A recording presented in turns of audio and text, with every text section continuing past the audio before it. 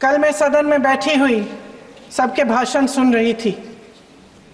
आदरणीय रक्षा मंत्री महोदय ने बोला, सत्ता पक्ष के कई मंत्रियों ने बोला। 1 घंटे का रक्षा मंत्री जी का लंबा भाषण था।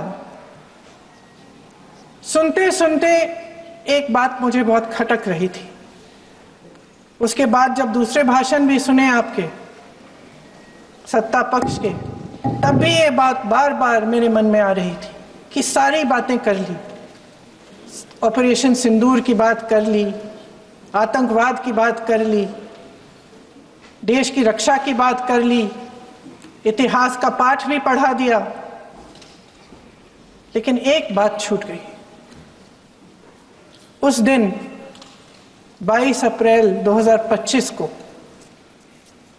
जब 26 देशवासियों को अपने परिवार के सदस्यों के सामने खुलेआम मारा गया,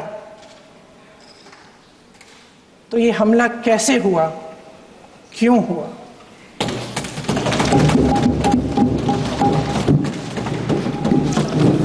अध्यक्ष महोदय, ये लोग बैसारन वैली में, पहलगाम के पास कश्मीर में क्या कर रहे थे? आजकल पब्लिसिटी का दौर है, प्रचार का ज़माना है। कुछ समय से हमारी सरकार ये प्रचार कर रही थी कि कश्मीर में आतंकवाद खत्म हो गया है, कि कश्मीर में शांति है, अमन चैन है। प्रधानमंत्री जी ने खूब भाषण दिए, देशवासियों को कहा कि चलिए कश्मीर चलिए, सैर करिए। कई बार मैंने ये भी देखा मीडिया पर, टीवी पर कि कश्मीर जाइए, ज़मीन खरीदिए, अब वहाँ अमन चैन है, शांति का वातावरण है। इसी बीच शुभम द्विवेदी, एक कानपुर के नौजवान, और उनके पूरे परिवार ने तय किया कि वो कश्मीर जाएंगे। शुभम द्विवेदी की 6 महीने पहले शादी हुई थी। उसकी पत्नी ने कहा कि उनके बीच एक ऐसा रिश्ता था, प्रेम और दोस्ती का ऐसा रिश्ता था कि वो एक दूसरे को बच्चों की तरह हंसाते थे। सोशल मीडिया पर एक वीडियो भी जारी है जिसमें पूरा परिवार एक साथ बैठा हुआ ताश खेल रहा है और ऐसे हंस रहे हैं कि उस वीडियो को देख के किसी का भी दिल टूट जाए कि इस परिवार को इस तरह से उजड़ने क्यों दिया हमने। 22 अप्रैल 2025 को बैसारन वैली में मौसम का मिजाज अच्छा था। जैसे हर रोज लगातार 1000 से 1500 लोग वहां पहुंचते थे, उसी तरह से उस दिन भी तमाम पर्यटक वहां पहुंचे। वहां का रास्ता आसान नहीं है अध्यक्ष महोदय जी, जंगल से जाना पड़ता है, पहाड़ों के बीच जाना पड़ता है, घोड़े से जाना पड़ता है। ये परिवार वहां पहुंचे, मौसम सुहाना था, उनके बच्चे ट्रैम्पोलिन पे खेल रहे थे, कोई जिपलाइन कर रहा था, कोई चाय पी रहा था, तो कोई कश्मीर की सुंदर वादियों की ठंडी हवा का मजा ले रहा था। शुभम अपनी पत्नी के साथ एक स्टॉल पे खड़े थे। तभी अचानक 4 आतंकवादी जंगल में से निकलते हैं और शुभम को वहीं अपनी पत्नी के सामने मार डालते हैं। उसके बाद वे वहां से पूरे वैली में 1 घंटे के लिए लोगों को चुन चुन कर मारते हैं। किसी के पति को अपनी पत्नी के आंखों के सामने, किसी के पिता को अपने बेटे के सामने, चुन चुन कर 26 लोगों को मार डालते हैं। शुभम की पत्नी घबराकर वहां से भागने की कोशिश करती है, अपनी जान बचाने के लिए जंगल की तरफ दौड़ती है। वहां पता चलता है कि तमाम लोग जंगल की तरफ दौड़े हैं और अपनी जान बचाने की कोशिश कर रहे हैं। कोई अपने बेटे का हाथ पकड़ के पहाड़ों पर घसीटता हुआ जा रहा है, कोई कश्मीरी घोड़े वालों और गाइडों की मदद लेते हुए चले जा रहा है, कोई रास्ता नहीं है, कोई तरीका नहीं है, लेकिन किसी न किसी तरह से शुभम की पत्नी के शब्दों में किसी ऐसी शक्ति ने हमको बचा कर रखा कि हमें किसी न किसी तरह से हम अकेले नीचे पहुंचे। और मैं उनके लफ्ज पढ़ना चाहती हूं, क्योंकि उन्होंने कहा कि इस पूरे समय जब 1 घंटे के लिए चुन चुन कर भारतीय नागरिकों को मारा जा रहा था, इस पूरे समय उसे एक सुरक्षाकर्मी नहीं दिखा, एक सैनिक नहीं दिखा।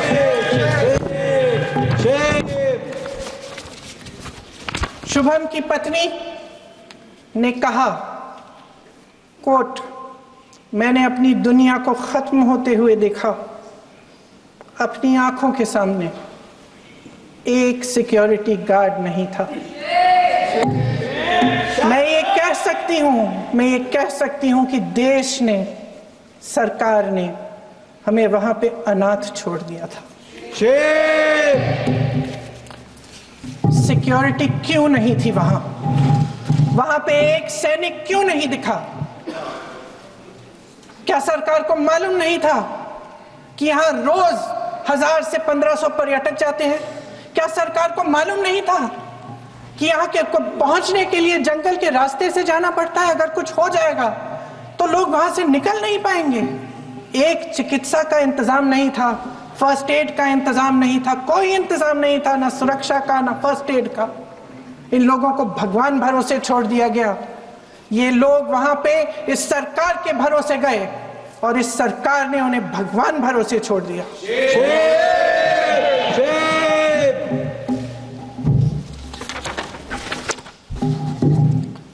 मैं पूछना चाहती हूं, ये किसकी जिम्मेदारी थी? इस देश के नागरिकों की सुरक्षा की जिम्मेदारी किसकी है? क्या इस देश के प्रधानमंत्री की नहीं है?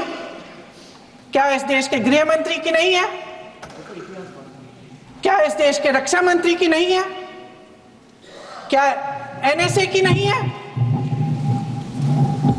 अध्यक्ष महोदय, पहलगाम हमले से सिर्फ 2 हफ्ते पहले हमारे गृह मंत्री महोदय जी कश्मीर गए थे। किस लिए गए थे? जो सुरक्षा की व्यवस्था है इसको देखने के लिए गए थे, इसको रिव्यू करने के लिए गए थे। और उन्होंने वहां कहा कि आतंकवाद पर विजय प्राप्त हुई है। ये 2 हफ्ते पहले है। 3 महीने बाद जेएनके के गवर्नर साहब एक आम इंटरव्यू में ऐसे ही चलते चलते कह देते हैं कि हाँ, बैसारन वैली में बहुत लापरवाही हुई और इसके लिए मैं जिम्मेदारी लेता हूँ। ऐसे ही चलते चलते, और वो बात होती है, खत्म भी वहां होती है और वहीं खत्म हो जाती है। उनसे जिम्मेदारी ली भी नहीं जाती, कोई सवाल नहीं उठाता, कोई जवाब नहीं देता। अध्यक्ष महोदय, उस हमले की जिम्मेदारी एक आतंकवादी गुट जिसका नाम टीआरएफ है थोड़े दिनों बाद लेती है। कौन है ये टीआरएफ? 2019 में ये गुट बना। 2020 में इसने कश्मीर में आतंकवाद का काम शुरू कर दिया और 2020 अप्रैल 2020 से लेकर 22 अप्रैल 2025 तक इन्होंने 25 आतंकवादी हमले किए। गृह मंत्री महोदय ने जब यूपीए सरकार के समय के आतंकवादी हमले गिने तो लगभग 25 गिनवाए थे अभी अपने भाषण में।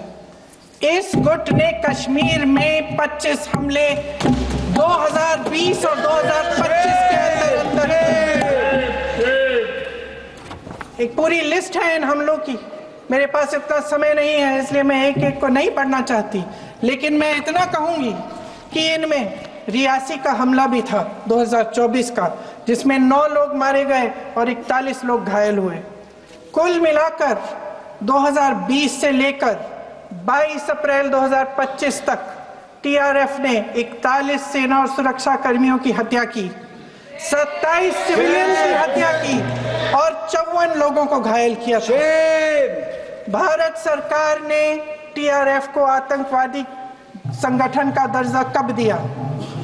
2020 में दिया, 2021 में दिया, 2022 में दिया, 2023 में दिया। 3 साल बाद, 3 सालों के लिए ये आतंकवादी गतिविधियां कर रहे हैं और आप इनको आतंकवादी संगठन तब कहते हैं 2023 में। इसकी क्या वजह थी? ये सब सरकार के संज्ञान में था। और आप मुझे बताना चाहते हैं, सत्ता पक्ष के नेता बताना चाहते हैं कि ये सब आपके संज्ञान में था, लेकिन कोई भी एक ऐसी एजेंसी नहीं है हमारी सरकार की जिसको पता चला कि ऐसा हमला, ऐसा भयानक हमला होने जा रहा है हमारे देश में, कि पाकिस्तान में बैठे हुए इस हमले की योजना बन रही है कि हम भारत जाके हैवानियत करेंगे, 26 लोगों को मार डालेंगे और हमें पता ही नहीं है। क्या ये हमारी एजेंसियों की विफलता है कि नहीं है? ये बहुत बड़ी विफलता है, एक बहुत बड़ी विफलता है। जानते थे कि ये गुट है, जानते थे कि 5 सालों से ये आतंकवादी हमले कर रहा है, अध्यापकों को मारा, आर्मी के बड़े बड़े अफसरों को मारा, आम जनता को मार डाला, पुलिस वालों को मार डाला, और आप इन पे निगरानी नहीं रख रहे थे। और ये जो एजेंसियां हैं, इनकी जिम्मेदारी कौन लेगा? क्या आईबी चीफ ने अपना इस्तीफा दिया? क्या किसी ने इस्तीफा दिया? गृह मंत्री जी के कार्य क्षेत्र में आता है इंटेलिजेंस ब्यूरो। क्या गृह मंत्री जी ने इस्तीफा दिया? इस्तीफा छोड़िए, जिम्मेदारी ली।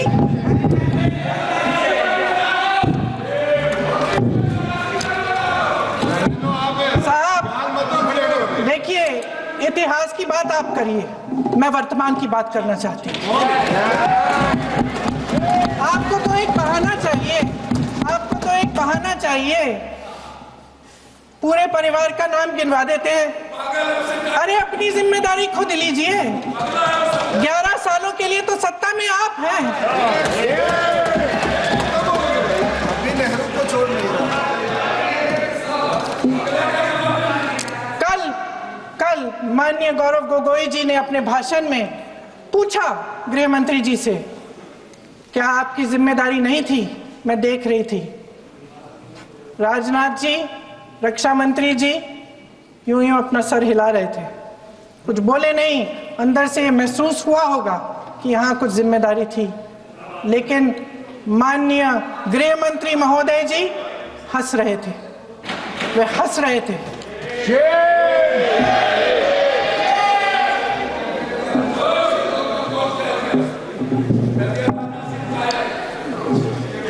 अध्यक्ष महोदय, कल सत्ता पक्ष और आज भी सत्ता पक्ष के नेताओं ने 2008 के मुंबई के हमलों का जिक्र किया, बार बार कहा कि मनमोहन सिंह जी की सरकार ने कुछ नहीं किया।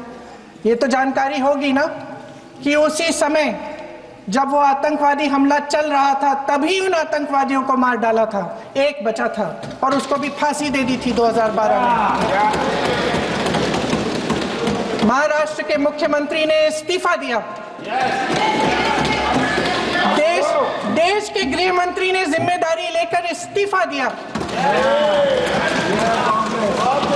एक जवाबदेही थी पब्लिक के प्रति, एक जवाबदेही थी इस देश की जनता के प्रति, इस देश की धरती के प्रति।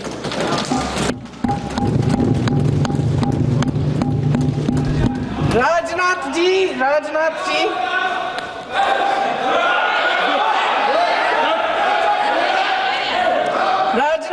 तो पुलवामा, उरी और पठानकोट के समय गृह मंत्री रहे थे।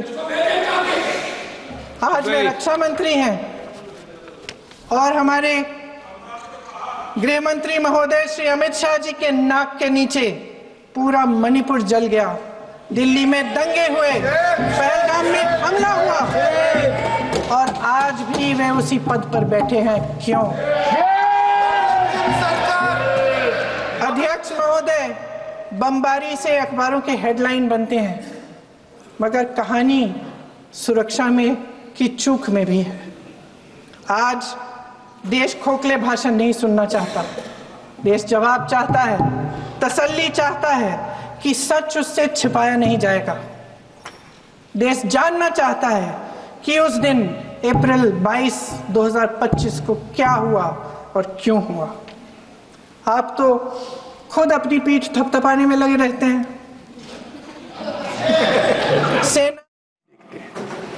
मैं लोकतंत्र के मंदिर में खड़े होकर यह बात कह रहा हूं सभापति महोदय कि भारत को 1000 कट्स देने का सपना पालने वालों का सपना कभी भी किसी भी सूरत में पूरा नहीं हो। और ऐसा भारत नहीं है। ये हमारे प्रधानमंत्री मोदी जी के नेतृत्व का एक नया भारत है जो आतंकवाद के खिलाफ हर हद और हर सरहद पार करने का सामर्थ्य रखता है, क्षमता रखता है। सभापति महोदय, वैसे तो मानवता के सामने जितनी भी भयावह बीमारियां आई, देर सवेर सभी समाप्त हो गई।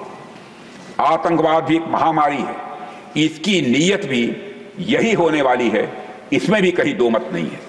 लेकिन इसे अपनी मौत मरने के लिए नहीं छोड़ा जा सकता, क्योंकि जब तक आतंकवाद है हमारी सामूहिक शांति, विकास और समृद्धि को यह चुनौती देता ही रहेगा।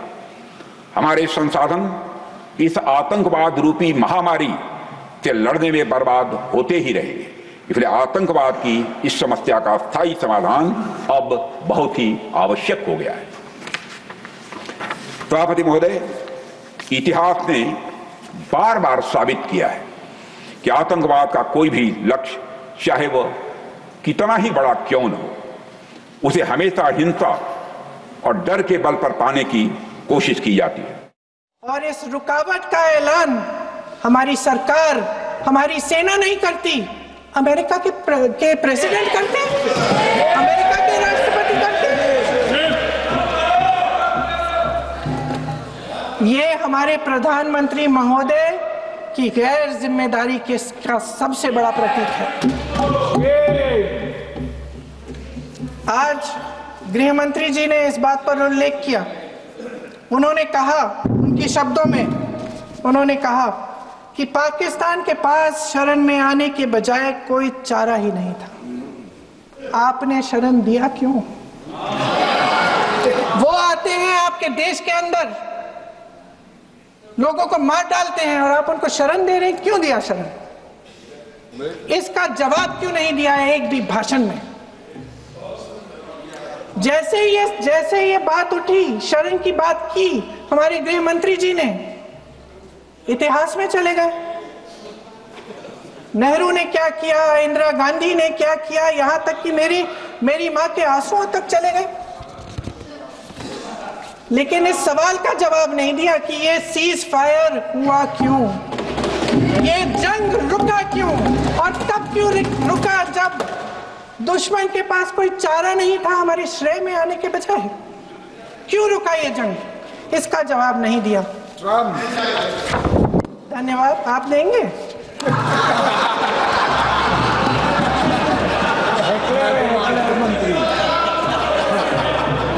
देना भाई, देना। आपको टाइम मिलेगा तो, टाइम नहीं मिलेगा आपको शायद। वैसे महोदय, मेरी माँ की आंसू की बात किए, मैं इसका जवाब देना चाहती हूँ। मेरी माँ के आंसू तब गिरे जब उनके पति को आतंकवादियों ने शहीद किया, जब वे मात्र 44 साल की थी। और आज अगर मैं इस सदन में खड़ी हूं और उन 26 लोगों की बात कर रही हूं, मैं इसलिए कर रही हूं क्योंकि मैं उनका दर्द जानती हूं, महसूस करती हूं।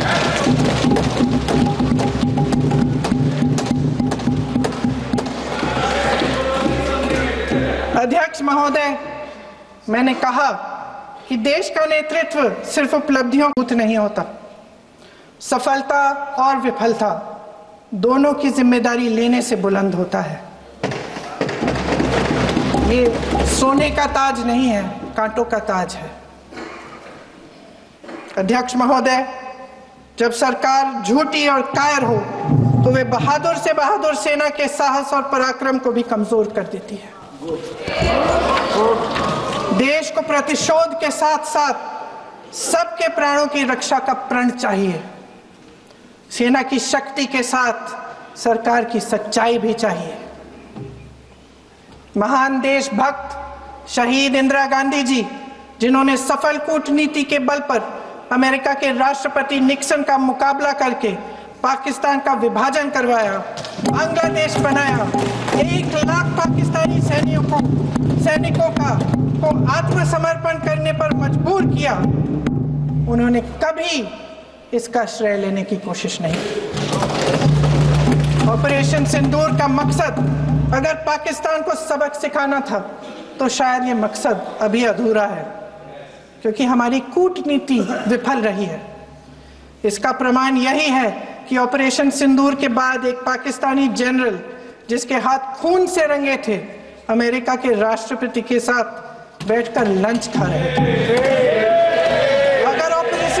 अगर ऑपरेशन सिंदूर का मकसद आतंकवाद को खत्म करने का था तो पाकिस्तान को संयुक्त राष्ट्र के आतंकवाद विरोधी समिति का अध्यक्ष चुने जाने से इस मकसद को धक्का लगा है। इसकी जिम्मेदारी कौन लेगा? क्या हमारे प्रधानमंत्री लेंगे? क्या उनमें ये हिम्मत है? नहीं है। अगर इस ऑपरेशन के दौरान हमारे जहाजों का नुकसान नहीं हुआ तो सदन में इसे साफ साफ कहने से क्या डर है? क्यों नहीं कहा है? कल भी रक्षा मंत्री जी ने कहा कि हमारे इंफ्रास्ट्रक्चर का नुकसान नहीं हुआ, तो जहाजों के बारे में भी बता दें, साफ साफ बता दें, क्या हर्ज है? सच्चाई तो है। सवालों से बचने के लिए ये सरकार हमेशा प्रयास करती है। इसकी राजनीतिक कायरता बेमिसाल है। देशवासियों के प्रति जवाबदेही का एहसास ही नहीं है। सच्चाई ये है कि इनके दिल में जनता के लिए कोई जगह नहीं है। सब राजनीति है, सब पीआर है, सब प्रचार है, सब पब्लिसिटी है। देश की जनता के लिए आपके हृदय में कुछ नहीं रहा। बहुत समय हो गया है आप इस प्रचार में ही लिप्त हैं, जनता को देख नहीं पा रहे हैं। जी मानिए। जो पहलगाम में हुआ, खत्म करती हूँ, जो पहलगाम में हुआ उससे हर एक देशवासी के दिल पे चोट पहुंची है। हिमांशी नारवाल की गुहार ने हम सबको शर्मिंदा किया है। इसीलिए मैं आज यहाँ खड़े हुए एक आखिरी बात करना चाहती हूँ।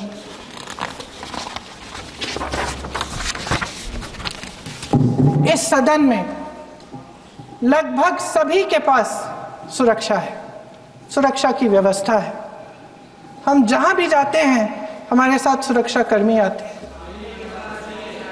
आपको भी मिल जाएगी, आप मंत्री बन जाएंगे, आपको भी मिल जाएगी। मैं मजाक की बात नहीं कर रही हूँ, मैं मजाक की बात नहीं कर रही हूँ। थोड़ा सा धैर्य रखिए। उस दिन पहलगाम में 26 परिवार उजड़ गए। 26 लोगों को अपने परिवार के सदस्य के सामने मारा गया। 26 बेटे, पति, पिता गुजर गए। उनमें से 25 भारतीय थे। भारतीय थे।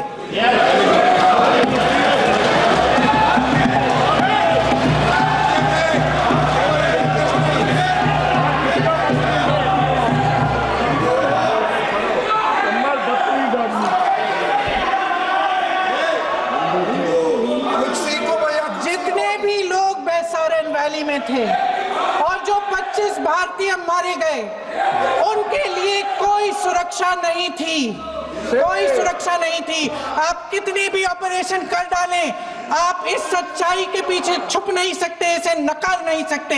आपने उनको सुरक्षित नहीं किया। कोई शर्म नहीं है, कोई शर्म नहीं है, कोई शर्म नहीं है और ना कभी होगी। सुन लीजिए, सुबह भी मैं शिव मंत्र बोल के आई हूं। इनको क्या पता शिव मंत्र क्या है? शिव मंत्र खत्म कर लूं अपना भाषण। शिव मंत्र मैं एक बार उन 25 भारतीयों के मैं एक बार उन 25 भारतीयों के नाम इस सदन में पढ़ना चाहती हूं। ताकि यहाँ बैठे हर सदस्य को यह एहसास हो कि वे भी हमारी तरह इंसान थे, किसी राजनीतिक बिसात के मोहरे नहीं थे। वे भी इस देश के बेटे थे, वे भी इस देश के शहीद हैं। उनके परिजनों के प्रति हम सब की जवाबदेही बनती है, उन्हें सच्चाई जानने का हक है। समीर गुहा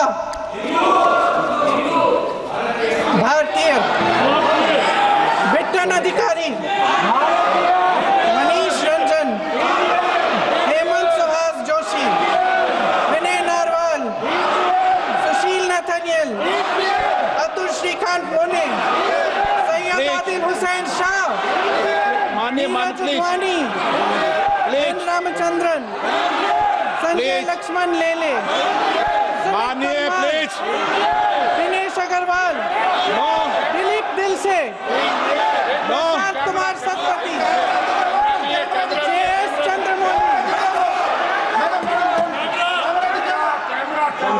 आप बोलिए, अब आराम से। JS चंद्रमौली, यतीश परमार, S मधुसूदन राव, सदस्य नारेबाजी का सदन नहीं है। शैलेश कलाटिया, ये तरीका ठीक नहीं है आपका। मंजुनाथ राव,